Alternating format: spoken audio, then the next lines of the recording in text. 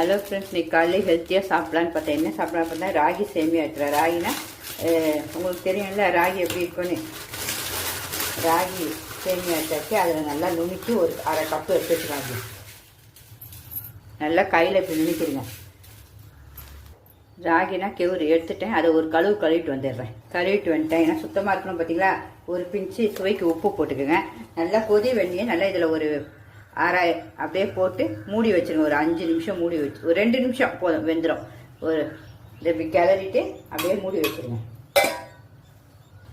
ரொம்ப காலையில் ஹெல்த்தி சுவை, பிள்ளைங்களுக்கும் பிடிக்கும், நம்மளோட பெரிய ஆளுங்களுக்கும் பிடிக்கும். அதுக்கு முந்திரி திராட்சையை வறுத்து வச்சுக்கிட்டேன். ஒரு சும்மா கையளவு வேர்க்கடலை அதை அப்படி நுணுக்கி வச்சுட்டேன். அதே இதில் வச்சுப்போம். இதை வறுத்துட்டேன். வறுத்த வேர்க்கடலை தான். அப்புறம் ஒரு பிஞ்சு சுக்கும் ஏலக்காவும் சேர்ந்து அரைச்சி வச்சுருப்பேன். எப்போவுமே உங்களுக்கு தெரியும்ல, அதையும் ஒரு பிஞ்சு வச்சுப்போம். கொஞ்சம் துருவிய தேங்காயும் எடுத்து வச்சுக்கோங்க. இப்போ ராகி நல்லா ஊறிச்சு. இதில் கொஞ்சம் தண்ணி இல்லாமல் இட்லி பானையில் தண்ணி வச்சுட்டு ஒரு இட்லி பானை தட்டை வச்சுட்டு இலை அதில் மேலே வச்சுருக்கேன். இலை ரொம்ப நல்ல சத்து பார்த்தீங்களா. அப்படியே ஒரு 5 நிமிஷம் வேக வச்சுருவோம். இது ரொம்ப நல்லது, ஸ்ட்ரென்த்து வேறு காலையிலே. அதேமாதிரி உங்களுக்கு பிடிச்சிருந்தா கண்டிப்பாக ஒரு லைக் பண்ணுங்கள். உங்கள் ஃப்ரெண்ட்ஸ் அண்ட் ரிலேட்டிவ்ஸ்க்கும் சொல்லுங்கள், ஷேர் பண்ணுங்கள்.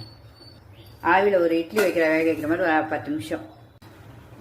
பார்த்தீங்களா, நம்மளுடைய கெவுரு புட்டு எவ்வளோ சூப்பராக ரெடி ஆகிடுச்சு. அந்த வாழையிலையும் அந்த கெவுரு வாசனையும் அப்படியே தூக்குது. இதுக்கு மேலே என்னென்ன போட்டு சாப்பிடுவோமோ, தேங்காய் பூ, முந்திரி, திராட்சை,